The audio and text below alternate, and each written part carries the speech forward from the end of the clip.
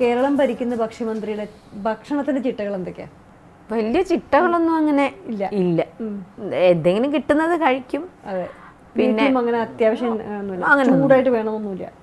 പക്ഷെ ഭയങ്കര ഇഷ്ടമാണ് ചൂട് തിളക്കണ മീൻകറി, ചോറ് ഭയങ്കര ഇഷ്ടമാണ്. പക്ഷെ അതൊന്നും എപ്പോഴും കിട്ടത്തില്ലല്ലോ. ഇതൊക്കെ തിളച്ചാറി തണുത്ത് കഴിയുമ്പോഴല്ലേ വീട്ടിലെത്തുന്നത്. സോ എന്തെങ്കിലും വിശപ്പിന് കഴിക്കും, അത്രേ ഉള്ളൂ. രാവിലെ എഴുന്നേറ്റാൽ പത്രം സാറിന് തന്നെ ആദ്യം വായിക്കണം എന്ന് നിർബന്ധമാണെന്ന് ഞാൻ കേട്ടു. അതല്ലെങ്കിൽ തമ്മിൽ തല്ലോ അല്ലേ? എന്റെ പത്രം എടുക്കാൻ ഞാൻ വായിച്ചോണ്ട് വേറെ ആരെങ്കിലും പത്രം എടുക്കുന്ന ഇഷ്ടമല്ല.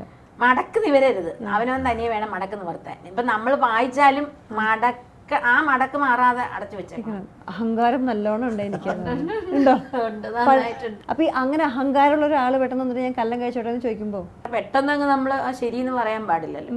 അതുകൊണ്ട് കുറച്ചൊരു സമയം ഒരു ഇതിട്ടു, ഇച്ചിരി വെയിറ്റ് ഇട്ട്, പിന്നെ ഞാൻ ആ വഴിക്ക് പോകാതെ ഇദ്ദേഹത്തിനെ കാണാത്ത മട്ടിലൊക്കെ കുറേ ദിവസം നടന്നു. പക്ഷെ പിന്നെ അതൊന്നും രക്ഷയില്ല. അപ്പൊ വീട്ടിൽ പോയി പറഞ്ഞു വന്നിട്ട് പിന്നെ നേരെ പോയി വീട്ടിൽ പോയി പറഞ്ഞു. ഞാൻ ഇദ്ദേഹത്തോട് തന്നെ പറഞ്ഞത്, എൻ്റെ അച്ഛൻ മരിച്ചു, എൻ്റെ അമ്മയുണ്ട്, എൻ്റെ അച്ഛൻ്റെ അമ്മയുണ്ട്. അച്ഛൻ്റെ അമ്മ ഞങ്ങളുടെ വീട്ടിൽ വന്ന് താമസിക്കുമായിരുന്നു. ബിക്കോസ് അമ്മ ഒത്തിരി ഞങ്ങളും 2 പെൺകുട്ടികളും മൂത്തവരും. അപ്പം അച്ഛൻ്റെ അമ്മ വീട്ടിൽ തന്നെ ഉണ്ടായിരുന്നു. അപ്പൊ അച്ഛൻ്റെ അമ്മ ആദ്യം വന്ന് നേരെ കണ്ട് പറഞ്ഞു. എല്ലാരും ആലോചിക്കാന്ന് പറഞ്ഞു. ഒരു 6 monthsോളം. പിന്നെ ഭയങ്കര സീരിയസ് ആണ് സംഭവം എന്ന് മനസ്സിലായി. പക്ഷെ പെട്ടെന്ന് ദേഷ്യമൊക്കെ വരുമോ? പെട്ടെന്ന് ദേഷ്യമേ വരുള്ളൂ. ഞാനായതുകൊണ്ടാണ് പിടിച്ചു നിൽക്കണം. സിനിമ ഭയങ്കര ഇഷ്ടമായിരുന്നു. ഇപ്പൊ ഈ മന്ത്രി ആയതിനു ശേഷം സിനിമ കാണലുണ്ടാവില്ല അല്ലേ? വളരെ അപൂർവമായിട്ട് കാണാറുള്ളൂ. ഈ അടുത്ത കാലത്ത് കണ്ട ചിത്രങ്ങളൊക്കെ ഏതൊക്കെയാ? ശ്രീനിവാസിന്റെ ഏത് പടം ഉണ്ടെങ്കിലും ഞാൻ സിനിമ എനിക്ക് ഒരു ദൗർബല്യമാണ്. ആണോ? എല്ലാ സിനിമയും കാണുമോ? അതോ ഡയറക്ടറോ ആക്ടറോ നോക്കി പോകുന്നില്ല, ഏതെങ്കിലും സിനിമ കാണണം. പക്ഷെ എനിക്കൊന്നും അങ്ങനെയൊന്നും. നമുക്കൊക്കെ ഒരു ഏകദേശം ഒരു ഇത് ആയിരിക്കും. പക്ഷെ ഒരു സിനിമ കണ്ടു കഴിഞ്ഞാൽ ഒരു അത്ര മോശമാണെങ്കിൽ ഇന്റർവെല്ലിൽ ഇറങ്ങി വരാനുള്ള പ്രവണത ഉണ്ടാവാറുണ്ട്. ചിലപ്പോൾ ഇന്റർവെല്ലിനെ ഞാൻ അറിയുമ്പോൾ എനിക്ക് ഏറ്റവും ഒരു സാമൂഹ്യ പശ്ചാത്തലത്തിലുള്ള കഥ വേണം സിനിമയിൽ. അത് നല്ല ക്യാരക്ടറൈസ് ആയിരിക്കണം, സാധാരണ ജീവിതത്തിലുള്ളവരായിരിക്കണം. അല്ലാതെ ഭാവനയുടെ ലോകത്ത് അല്ല ഉള്ളതിൻ്റെ ഗന്ധർവ ലോകത്തുള്ള അത് എനിക്ക് താല്പര്യമില്ല. അത് സാധാരണ ഉള്ള മനുഷ്യ ജീവിതങ്ങളിലെ ബന്ധങ്ങൾ അതൊക്കെ ജീവിതഗന്ധിയായിരിക്കണം എന്നൊക്കെ പറഞ്ഞാൽ എനിക്കാണെങ്കിൽ ഭയങ്കര കള്ളക്കഥയാണ് ഭയങ്കര ഇഷ്ടം. എന്നുവെച്ചാൽ ഉള്ളതൊന്നും ആയിരിക്കത്തില്ല, ഒരു എന്തെങ്കിലും കള്ളക്കഥകളാണെങ്കിൽ ഞാൻ കണ്ടുകൊണ്ടിരിക്കും. ഭയങ്കര ഇഷ്ടം. നമ്മൾ ഈ റിയാലിറ്റി ജീവിതഗന്ധിയൊക്കെ ചുറ്റിനും നമുക്ക് കണ്ടാൽ പോലെ. ഈ ദാമ്പത്യ ജീവിതത്തിൽ വേറെ ഒരുപാട് അനുഭവങ്ങളാണ്. ഒന്ന്, ഈ വിവാഹം വളരെ യാദർച്ഛികമായിരുന്നു. എൻ്റെ ആളുകളെല്ലാം എതിരായിരുന്നു. അവിടെ പ്രശ്നമില്ലായിരുന്നു. 2 ജാതികൾ തമ്മിലുള്ള വ്യത്യാസം ഉണ്ടെന്നുള്ളതുകൊണ്ട്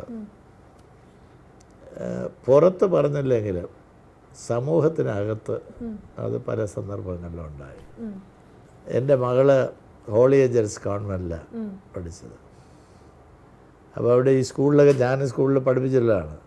സ്കൂൾ ആദ്യ വർഷം ജാതി തിരിച്ചുള്ള കുട്ടികളെ, ബ്രാഹ്മണർ, നായർ, മുസ്ലിം, ഹരിജനങ്ങൾ, ആദിവാസി ഇതൊക്കെ വായിക്കും. ആദ്യം എല്ലാവരും ഒന്നിച്ചായിരിക്കുന്നത്. അപ്പോൾ എൻ്റെ മകളുടെ പേര് വിളിച്ച് ഇയാളെ ജാതി എന്നാണ് ചോദിച്ചത്. അവൾക്ക് ജാതി അറിഞ്ഞൂടാ. അപ്പോൾ അവൾ വീട്ടിൽ വന്ന് അമ്മയോട് ചോദിച്ചു, അമ്മ നാളെ ചെല്ലുമ്പോൾ ടീച്ചർ ജാതി പറയണമെന്നാണ്. എന്ത് ജാതിയാണ്? അപ്പോൾ ഇവള് പറഞ്ഞ അച്ഛൻ വരുമ്പോൾ ചോദിക്കാം. ആ മോളെ എൻ്റെ അടുത്ത് ചോദിച്ചു. അപ്പോൾ ഞാൻ പറഞ്ഞു മനുഷ്യജാതിയാണ് എന്ന് പറഞ്ഞു. അങ്ങനെ പറഞ്ഞാൽ പോരാ, ഞാൻ അങ്ങനെയാണെങ്കിൽ നാളെ സ്കൂളിൽ പോവില്ല. അവൾ ഈഴവ ജാതിയാണ് എന്ന് അവളെ കൊണ്ട് ഞാൻ പറയിപ്പിച്ചു. നായരാണെന്ന് ഇവള് പറയണത്. അങ്ങനെയല്ല, ബ്രാഹ്മണ പറഞ്ഞിട്ട് അവളങ്ങ് എഴുന്നേറ്റ് നിൽക്കാൻ പോയി.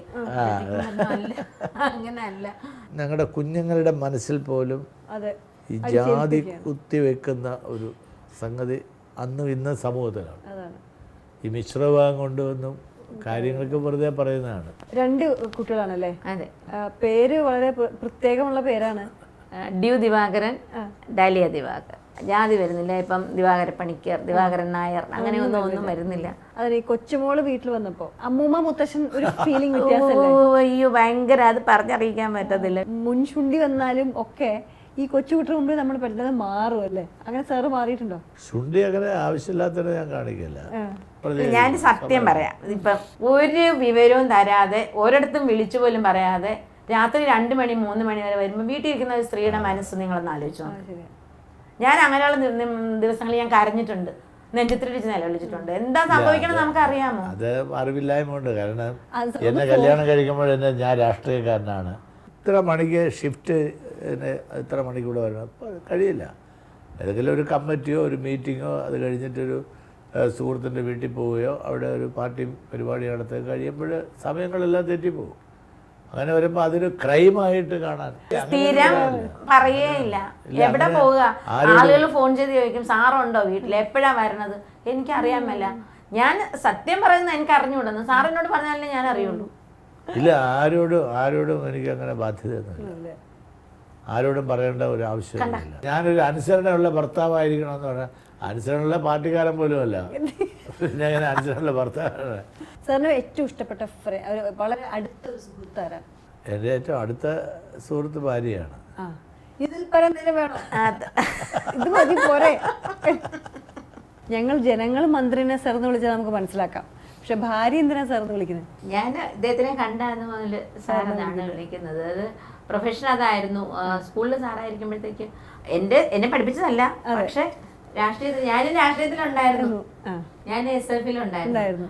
അപ്പൊ അവിടെ വെച്ച് കാണുമ്പം ഇദ്ദേഹം സാറാണല്ലോ, അപ്പൊ സാറെന്ന് വിളിച്ചു തുടങ്ങി.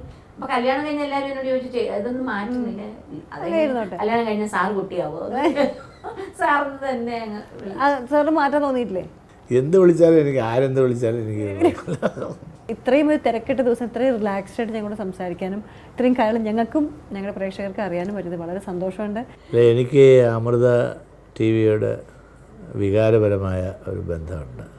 കരുനാഗപ്പള്ളിയിലെ അമ്മയുടെ മഠം എൻ്റെ നിയോജക മണ്ഡലത്തിലാണ്. എൻ്റെ എല്ലാ സന്ദേശവും എല്ലാവരെയും അറിയിക്കണം, പ്രത്യേകിച്ച് അമൃത കുടുംബത്തെ.